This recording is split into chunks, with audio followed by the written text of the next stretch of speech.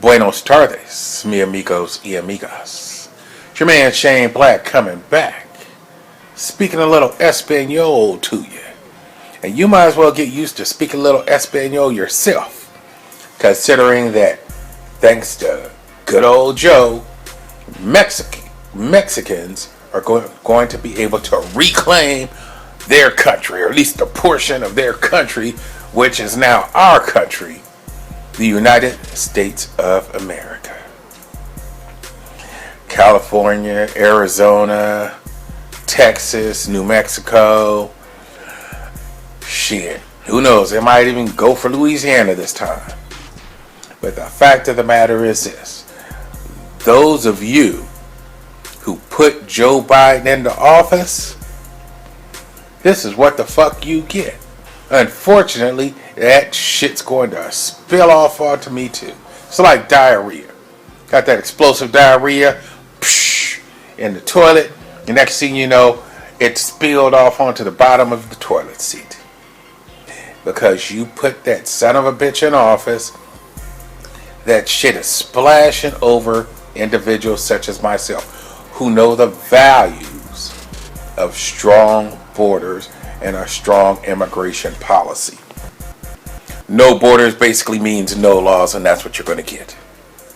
For Joe Biden and immigration go together like shit and two slices of bread. You see, you can take those two slices of bread, put that shit in the middle, and there you go, you got yourself a shit sandwich. Now, are you going to want to eat the shit sandwich? Well, hold on, because I know I'm not going to want to eat a shit sandwich. People you know may not want to eat that shit sandwich, but by putting Joe Biden into office, you are going to eat that shit sandwich. And I'm going to have to clean up the shit behind you. Joe Biden immediately, for the most part, hit us with a 100-day moratorium on deportations. Fortunately, a federal judge stepped in and put a stay on that order and said, no, we have to visit this shit. You can't just go do this. Hold on a minute. So the judge's stay was initially for a 2-week period of time, 14 days. He has since extended that to the end of the month of February.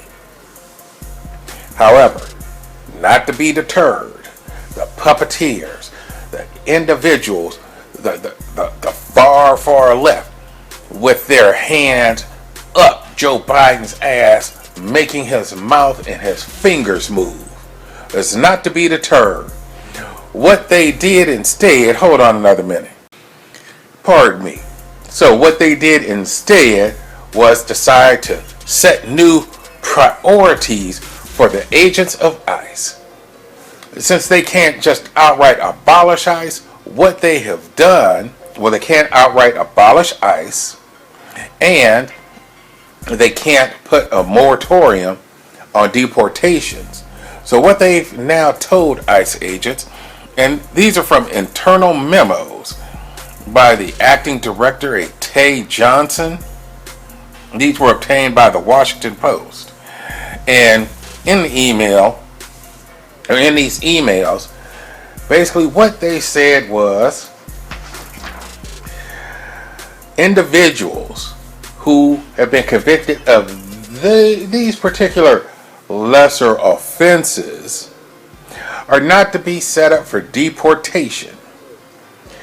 These convictions include these quote-unquote lesser offenses such as drug-based crimes, simple assault, DUI, money laundering, property crimes, fraud, tax crimes, solicitation, or charges without convictions.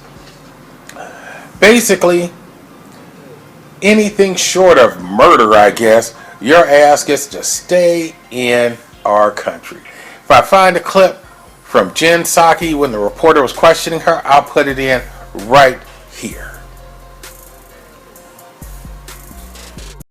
And on immigration, there's some new reporting that ICE is going to get some new guidance to no longer focus on deporting illegal immigrants who have been convicted of DUI, simple assault, solicitation, drug-based crimes, among other things. And I'm curious how that is in the interest of public safety.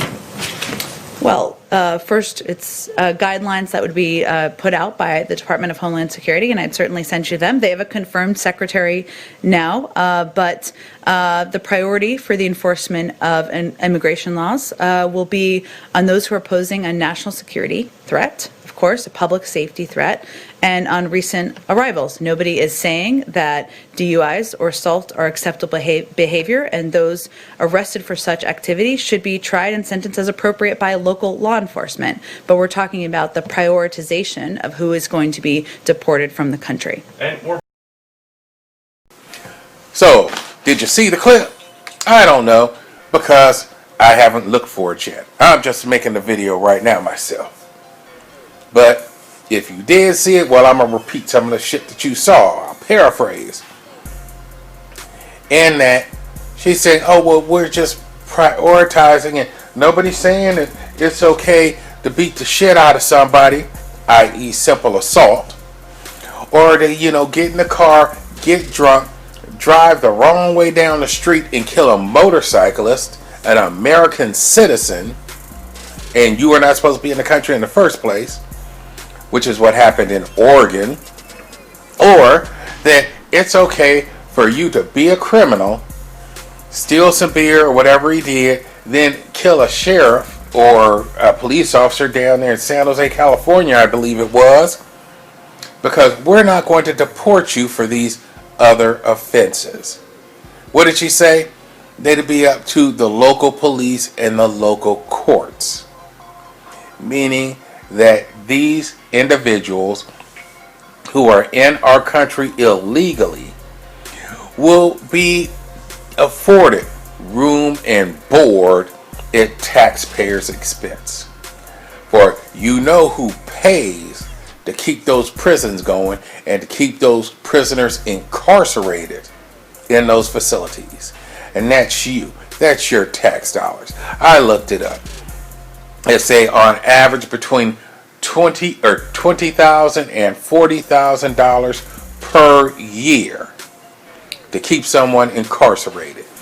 Now that varies because in your federal facilities, generally you're looking at say between $32,000 and $40,000. In some states, it could be as low as back in 2015 Alabama, I think it was around $16,500 per year to keep someone incarcerated.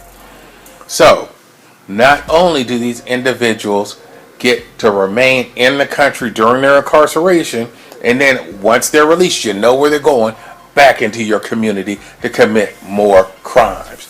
But they get that free room and board.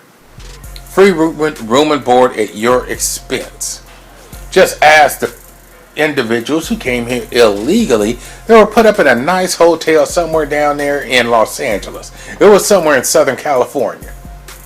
In a nice ass hotel. I ain't been in a motherfucking hotel in a year. But I digress. I just want to point this out to you, as with my initial video regarding how you're going to like your life with Joe Biden, that you're not supposed to look at until 2024. This is just part of it. Because if they have nothing to fear, one moment. Sorry about that. As I was saying, individuals entering our country illegally have nothing to fear. Catch and release is back. You heard me. Catch and release is back. So you're crossing over the Rio Grande. They come fish your funky ass out of the water. And you're drying off as they get some information from you. Write you a motherfucking ticket. And then release you into my country. My country. A country I was proud to be a part of until November of last year. Court date. Come back to court on this date. A date in which you know they'll be somewhere else. Also, they're not tested for COVID unless they're symptomatic.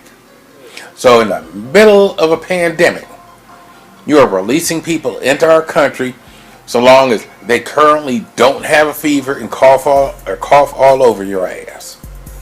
So individuals who might be COVID positive are being released into our country with a future date to appear. And if they don't appear, there's no guarantee they're not likely to be deported, unless they commit murder or they are a terrorist. Gang affiliation? Well, you having an MS-13 tattoo on your chest and your back, your arms, legs, penis, vagina, or anywhere else, or everywhere else, does not mean that you are gang affiliated. No longer. Even though if you're not part of MS-13 and they catch you with them tats, something bad's gonna happen to your ass, just period. So you wouldn't put an MS-13 tat on your body unless you were MS-13 for fear that they'd fuck you up. Yet ICE is no longer to consider that proof of gang affiliation. Honestly, what the fuck? So MS-13 members are going to be released back into the community as well. I'm going to quote from some representative. Let's see. And then we'll just wrap it up because basically he's telling you the truth. Rep. Andy Biggs from Arizona. And he's actually on the House Subcommittee on Immigration and Citizenship. He stated that Joe Biden's approach, his more lenient approach, will make our communities less safe and compromise the abilities of law enforcement to protect innocent Americans. That's right. You heard it here, second, third, fourth. Because MS-13 will be released back into your community. DUIs released back into your communities. The person who whooped your ass and was convicted of simple assault will be released right back into your community instead of being sent to Mexico. And all the while you are going to pay for the comfort that person has in our luxurious correctional facilities here in America. Whereas it's fucked up to be in jail in Mexico. You know you do. You was down there in Tijuana, bitch. That's it. That's all, Jenna Viewer. I'm out.